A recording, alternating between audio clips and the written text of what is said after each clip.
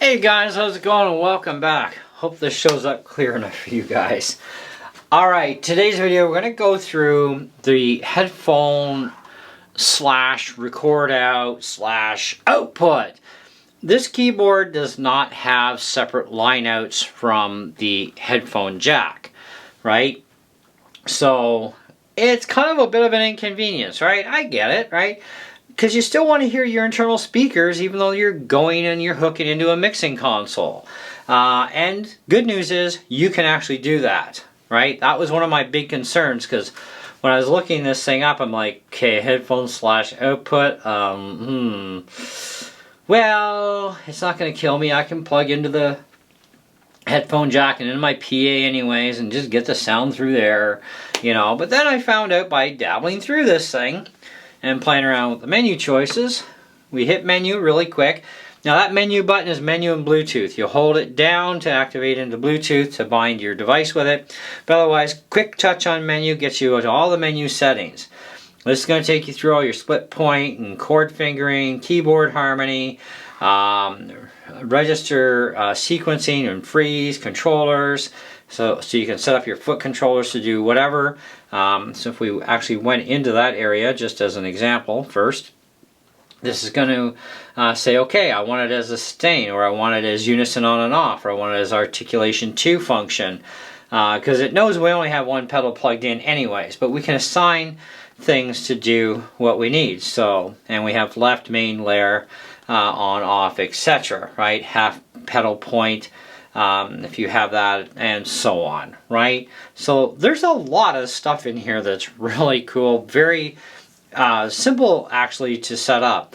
And of course you have a settings area for hard, medium, soft touch for the stuff, etc. right? Anyway, so getting out of that, let's go into where we need to be. So press the tab button to get to the secondary menu, and in here we want to go to utilities, okay? And we're going to press enter. Now in here, this is for the speaker. Now currently I have speakers. Now I do have a cable plugged into the headphone jack because by default it is set for headphone switch. So when you go and you change that perimeter to headphone switch, because that's default, it's automatically going to cut off your sound because it's set up for, you know, doing private listening. Because not everybody's hooking into PA equipment with their keyboards. They want private listening for when they got to keep it quiet. You know, especially if you want to play at 4 in the morning, 3 in the morning. You don't want to piss anybody off and wake them up. You know, or your neighbors, for example, if you live in an apartment complex, headphones come in handy, right? But you can still play this in an apartment with having, you know, no headphones, but probably late at night you might want to use headphones. So that's the default. Now, if I go and I turn on my speakers that I have hooked up to my mixing console, then what's going to happen is, just like a headphone jack, because you can put much higher quality, high performing speakers onto this. You can even just plug in bi-amped PA speakers. You get a Y cable that goes from TRS to the headphone jack to split out to 2 mono lines or 2 TRS lines to a pair of, you know, like basically you'd use PA bi-amped monitors for like in your church or in your gig area, whatever, right? So they're already powered. You can do that, and you know, so everything we're hearing is only coming right now out of those speakers, right? But if I turn this to on, it's now going to come through both.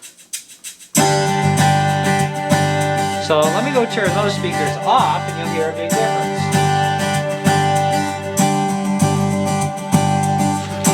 So there's our sound just out of this, right?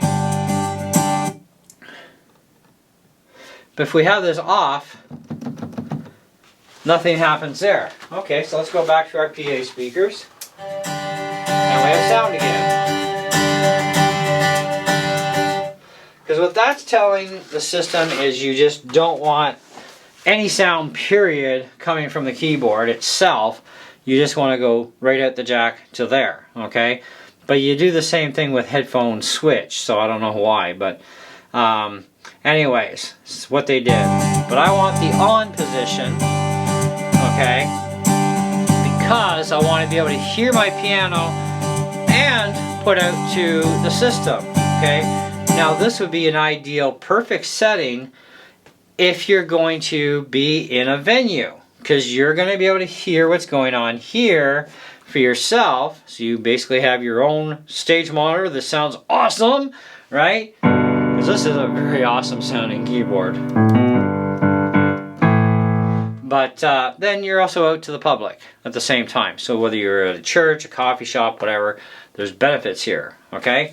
But anyhow, that's how simple and easy it is to get in and do stuff, to just make one little switch. Because by default that is set to headphone switch, because there's only one jack for sound output on this keyboard. Now there is a USB out, so we could use as an interface that way.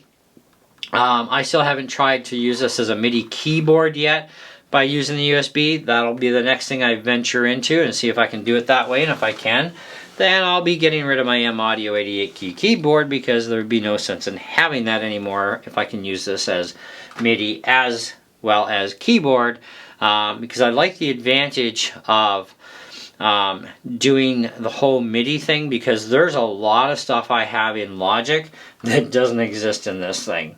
Okay, so I want to get the most flexibility out of my instrument as possible, right? So I'm hoping that I can actually do that. So we'll find out. But we learn things as we go. I'm teaching you guys as I learn things, okay? We don't need to worry about configuration to perimeter lock at this point, but you know, you can go through and you can see what kind of things can be changed.